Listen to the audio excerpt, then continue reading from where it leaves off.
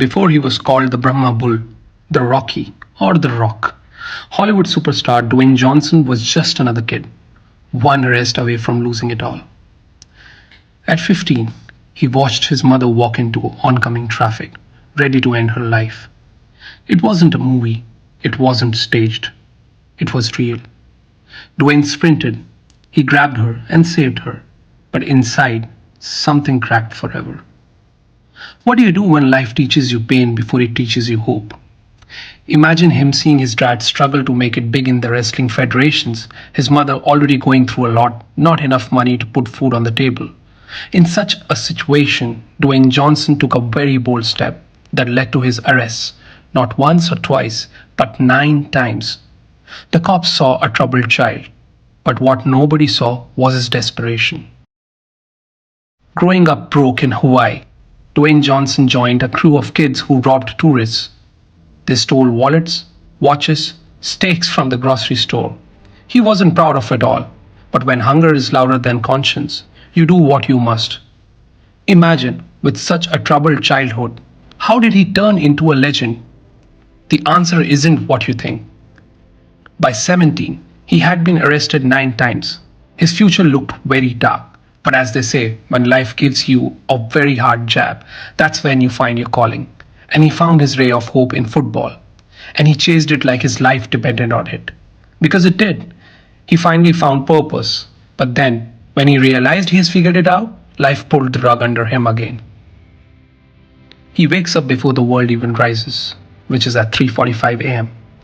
Cardio by 4:45, lifting by 6:15, on the road and ready to shoot by 7:15.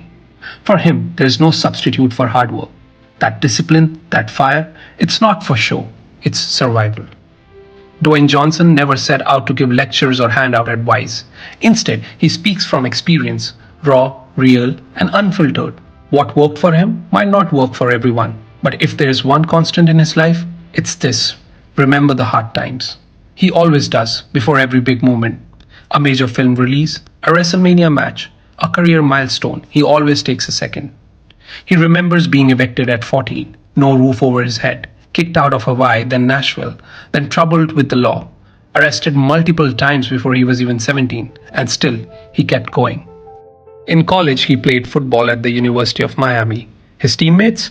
Ray Lewis and Warren Sapp. Powerhouses and legends. He started at defensive tackle until Sapp told him flat out he was coming for his spot. Johnson fought. He resisted, but Sapp took it. His dream shattered. He gave everything to the game, but the game gave him nothing back. In such situations, what do? No NFL, no combine, no calls, nothing. He ended up in the CFL making just $250 a week. And that money, he sent it home to his wife. He slept on filthy mattresses. Then came the final blow. Dwayne Johnson was cut. He was fired. He never had a backup plan. And then he relied on his family. He remembers that his father drove 8 hours just to pick him up. No contract, no direction, no pride.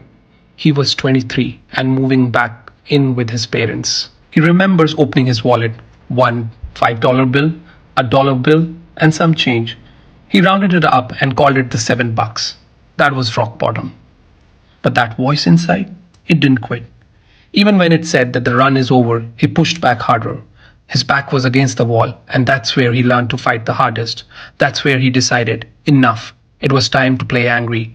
That's when he made the choice that never again. He leaned into the pain, the hunger, the humiliation. He built his body, built his mind, and returned, this time not to football, not to the crime, but to the ring, wrestling. He took the mic, raised an eyebrow, and became The Rock, electrifying millions. But he wasn't done. He didn't want to be famous.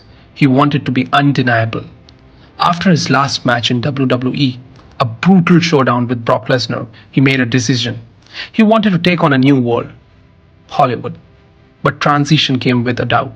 He retired quietly, committed fully to a new dream, and yet for years his movies flopped. Dwayne Johnson was written off. Critics called him done.